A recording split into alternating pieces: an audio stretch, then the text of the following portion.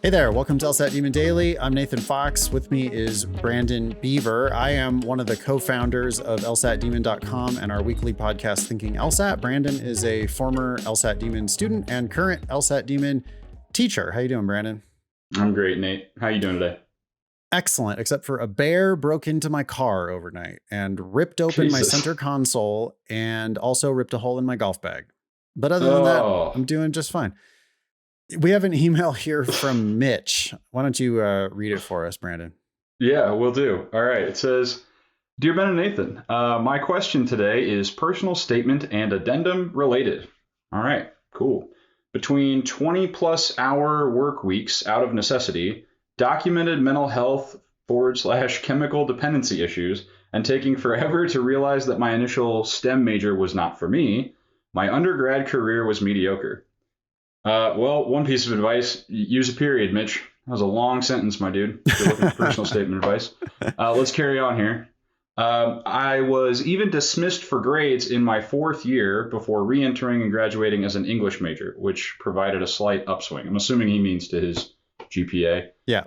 Yeah, you pump the brakes there, unpack that one a little bit. I don't think I would probably share very much of that stuff. Yeah. Like you have bad grades. Okay. I would never, ever talk about your mental health / chemical dependency issues unless you absolutely had to, like, because you had an arrest or something that you had to like disclose. I just don't think it's in your favor at all to talk about that.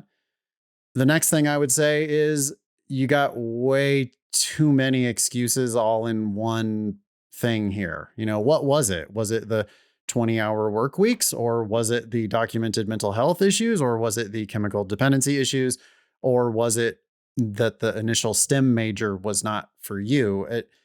You got to pick one. It can't be all four of those things. Now, I understand that in real life, it probably is a combination of all four of those things, but nobody wants to hear a litany of excuses. So, and I realize you're just writing into a podcast. You're not like doing that in a personal statement, but just don't come anywhere close to doing that in a personal statement, please. Yeah, absolutely. I couldn't agree more. I think that started strong. I worked 20 hours a week out of necessity. Well, great. Like having just submitted applications, they love hearing about that kind of stuff. But then the rest of this is just like CNF crazy. You know what I mean? Like this is just character and fitness things that you're going to have to address, Mitch. And you're going to need some pretty decent explanations. I mean, there's a lot of issues going on here. Yeah, So maybe. I mean, you could have had mental health issues that you don't need to disclose. You could have had chemical dependency issues that you don't need to disclose.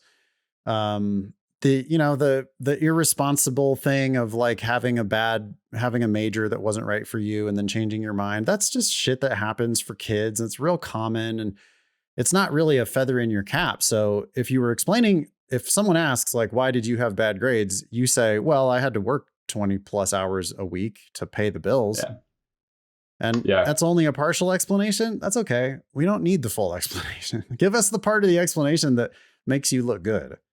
yeah. When I say CNF, I'm mostly looking at that. I was even dismissed for grades in my fourth year. Like Oh, yeah. they're gonna see that, and they're gonna want to hear about it. I They're gonna missed want that. you to explain that for sure. Yeah, you are going to have to explain that. But again, I think I would just say, I was working 20 hours a week. I just couldn't get it done. I had to sort out some stuff I had to sort out my financial situation when I came back, and then I killed it. Or, well, you Yeah, didn't kill it. You had a slight upswing. I don't know. Okay. So yeah, anyway, you got a bad undergraduate record. Fine. yep. Let's keep moving here. It says Mitch says I subsequently served a stint in AmeriCorps. I then bartended professionally for 5 years while partially completing a post-baccalaureate certificate in writing before I realized that an MFA in creative writing or MA in journalism wasn't what I wanted, even though my grades were almost a 4.0. Man, Mitch, sounds to me like you're not really sure what you want to be doing, and that kind of scares me a little bit for you for your law career. I'll be honest with you, but I'm interested to hear what you have to say, Nate. Well, it's okay to change your mind a million times. It's just that, like, when you're telling your story, if you're telling your story to people who are gonna, be admitting you or not admitting you to school, I don't think that like it's a real common thing that people love to talk about what wasn't what I wanted. Like, well, I did this and that wasn't for me. And then I did this other thing and that wasn't the right fit. Yeah. Okay. Well, then why are you talking about it? Like, Yeah. We don't go around like talking about our ex-girlfriends and or boyfriends that much, right? They weren't for us. We moved on. You're happily married now? Great. Okay. Well, then I don't really need to hear stories about all the ones that didn't work out. Um, I don't know. It's just, or like if you're on actually a better analogy is you're on a date with a prospective partner, and you're going on and, well, that she didn't work out because she did this and that didn't work out because that wasn't the right fit. It's like, whoa, okay. I mean, I get it that, Mitch is just giving us some background for the show, but I don't think any of this probably really needs to make it into the law school's ears. Yeah. Let's keep moving here. It says, after my bartending career was halted with the pandemic, I was inspired after many long conversations with a law student friend to get certified as a paralegal. I did that, getting a 4.0 in my program, and started working as a paralegal, which I love.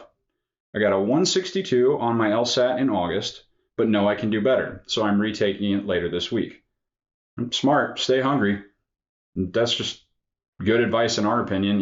We want you to be prepared to take the test multiple times. And I mean, I think a 162 is a decent score, but I see no reason, assuming that you're drinking the Kool-Aid, Mitch. We see students all the time eclipsing 170 and then some after doing this well on an official test. So in my opinion, stay hungry. Oh, on the Thinking LSAT podcast, we just had an email from somebody who scored 174, but thought they could score higher. And Ben and I both were just like, oh, absolutely take it again. Like, you're crazy not to. So yeah. 162, there's lots of room to score higher than that. And if you know you can do better, then I believe you. So yeah, keep taking it until you get that score that really represents your true ability. With all of that, how much space in my personal statement should I give to each of those paragraphs?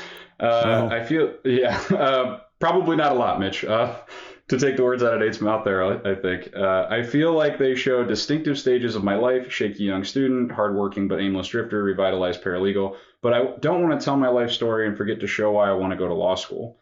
Thank you for reading this novel. Well, I love that. I love that salutation at the end there, just because self-awareness. But you're missing. I mean, Mitch. You're missing a big point here, which is, I don't think you understand the purpose of the personal statement. The purpose of the personal statement is to sell yourself to law schools. I mean, whatever they say the purpose of the personal statement is, I don't give a shit. Your purpose in your personal statement is to sell yourself to the law schools. They're going to read this document. You've got, this is your 5-minute meeting with the decision maker. What are you going to say to them in that 5 minutes that's going to get them to admit you? And this life story, going through the distinctive stages of your life, I would cut all of it except for the, I don't know that I would say revitalized paralegal. You sound like a kick-ass paralegal. I mean, you're getting a 4.0 in your paralegal program. You love working as a paralegal. I think you should spend the entire 2 pages talking about how much you're kicking ass as a paralegal, because, that shaky young student is not what they're looking for. The hardworking but aimless drifter is also definitely not what they're looking for. But a successful paralegal is exactly what they're looking for. Like someone who has worked in law successfully and loves it. So you know what you're getting yourself into and you actually want to do that. Well, all you got to do is talk about that.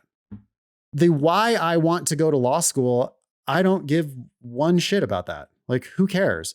You don't even know what opportunities exist until you go to law school. You're going to change your mind in law school on what you want to do with your legal career. Okay. Almost everyone does. So I'm not interested.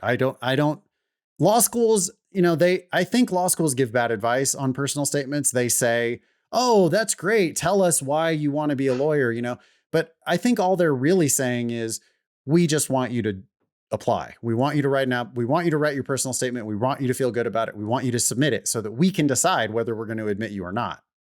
And so sure, they'll tell you, oh, you argued, really? You argued with your parents about your bedtime? Oh, that's perfect. Like, you just write about that, and it's like, well, okay, you and half the other applicants are doing some bogus thing like that. And it's not where I would go if I was really making a sales pitch. You just don't differentiate yourself with stuff like that. Nor do you differentiate yourself with like, I care deeply about the plight of refugees, or I care deeply about the plight of women, or I care deeply about the plight of whatever. Everybody cares deeply about those things. And it's not like, what are you bringing to the table? They're here to learn about you as a winner. Reasonable minds can disagree on this, and you're going to hear all kinds of different personal statement advice from different advisors. But I would say you put your best foot forward by showing yourself succeeding in things. And it looks here like what you have succeeded at is being a paralegal, which is the most appropriate thing you possibly could be successful at in order to convince them that you're going to be successful in law school. So I would spend 100% of the personal statement talking about that. Some of this other stuff you're going to have to maybe disclose to answer individual questions, but your personal statement needs to be a sales pitch for you and the troubles that you went through, losing your job due to COVID, doing masters, but not wanting to complete it. None of those things are good. They're real, but you're not scoring points. So I would just use the page and a half that you have here to score points by talking about how much you love being a paralegal and your paralegal program. Anything to add to that, Brandon? Just as somebody who spent a lot of time working on a personal statement very, very recently, I echo all of this very strongly. I think that when I was crafting mine, I've hired and fired a lot of people. I've been in jobs and positions where that's been a big part of what I have to do. So I kind of treated it like the first step in the door of working my way into like an interview. If I was kind of interviewing for this, so to speak, I know some schools do interviews, but how would I introduce myself? What would I try to say to let that prospective employer know I'm the right person for the job? And I'm not going to introduce anything that could be interpreted against me, whether or not in my interpretation of those events, it came out to be a net positive. Like, my interpretation of events is more or less irrelevant here. I'm submitting information to somebody who does not know me, who I have to exclusively get to believe that I'm worth the job. I'm worth in this case, admittance. So I don't buy the narrative of like, tell us the big thing that you overcame. I don't want to hear about the negative shit at all. Just like, introduce me to all of your strongest qualities. Introduce me to the things that are going to make it abundantly obvious that you're going to be a kick-ass lawyer and represent my school really well. That's going to attract future students, future classes of other people that look, sound, and behave like you to come here.